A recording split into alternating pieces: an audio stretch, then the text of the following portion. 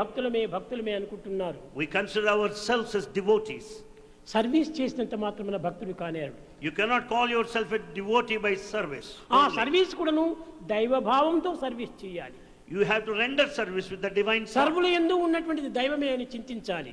Think that God is everywhere in everyone. ఈశావాస్యం ఇదం జగత్తు అని భావించాలి. Consider that God is present in the entire నేను ఎవరికో universe. విలేజ్ వాళ్ళకి పోయి సేవ చేశాను, That you have gone to that village and you నేను ఏదో served. ఫ్లడ్ వచ్చినటువంటి వాళ్ళకి సేవ చేశాను That I served those flood victims. అని ఈ విధంగా ఎవరికో సేవ చేశాను అనుకుంటే ఇది సరైన సేవ కాదు. If you think that you are rendering service to some others, it's no service at దీనికి all. ఒక చిన్న ఉదాహరణ ఉంటుండాలి. A small example. పవిత్రమైనటువంటిది Bhagavatam.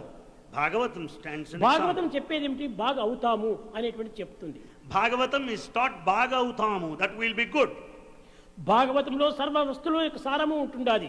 Bhagavata contains the సర్వ essence వేదాంత of all. సారము ఉంటుండాది. It has the essence of all philosophy. భాగవతము 5 అక్షరాలు.